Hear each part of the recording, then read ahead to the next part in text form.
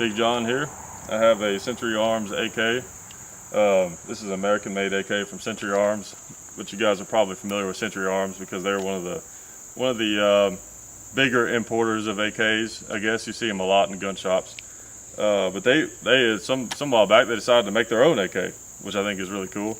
Even has the American flag on there, made in the USA, which is kind of sacrilegious, really, if you think about it. But I really like AKs. Some people try to take sides, AK versus AR, like Ford, Chevy, all that kind of stuff. None of that matters, If you like it, have fun with it. It doesn't matter. You don't have to take sides one or the other, And most people don't. Most people are really starting to warm up to the AKs, and some even prefer them over the AR. But I like them equally for different reasons. I'll just leave it at that. But AKs are just really neat. And one thing I always show my friends that aren't as gun savvy, even if you're not gun savvy, you've heard that AKs are just incredibly reliable. And when you take it apart, it's just really easy to see that. It's really easy to understand, even if you're not an engineer or no guns, why these things are so reliable. You just look in there, and there's so much room in there, so much space. I mean, you could fill it full of mud, and there's just all kinds of places for it to get displaced. I mean, it's just really easy to see how these things are so reliable. I mean, just an amazing design. And to think how old it is, and it's still one of the most widely used rifles around the world today. It's just crazy. But these things are a lot of fun.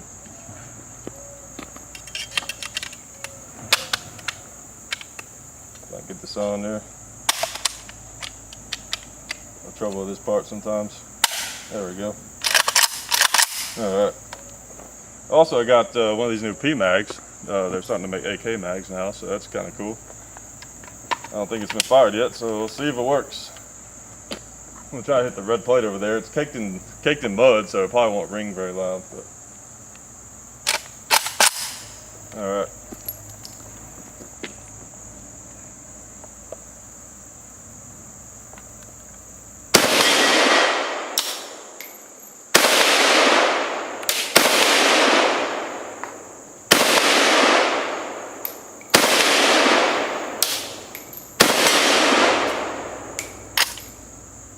Oh, that was odd. That's what I get for talking about how reliable they are.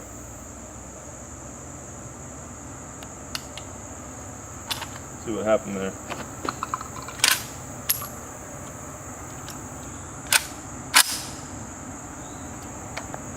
Oh, I don't know what happened there.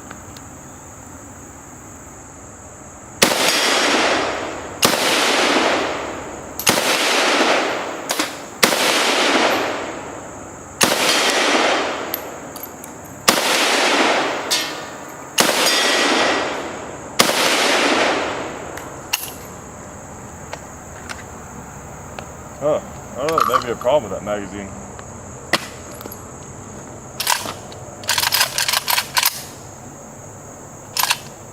Let's start over.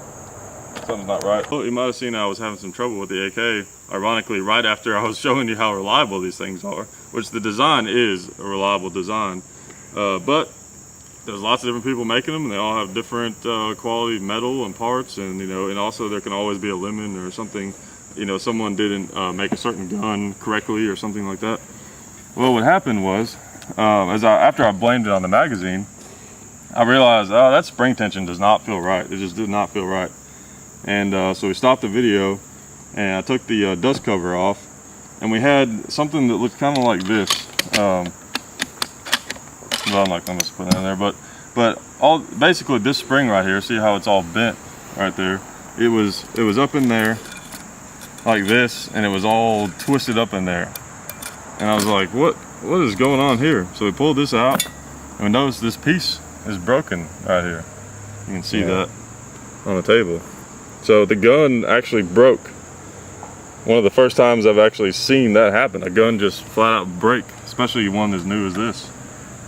So I don't know if it was just, I don't know what the deal is. If it's just a Century Arms or just a fluke, or if these things aren't made as well as some of the other AKs, or what. But we'll figure it out and you will probably see more information on this on the Hickok 45 channel. So you want to look out for that, because we'll figure this out and we'll talk about it on there.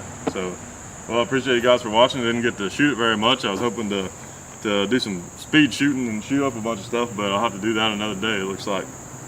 Anyways, thanks for watching.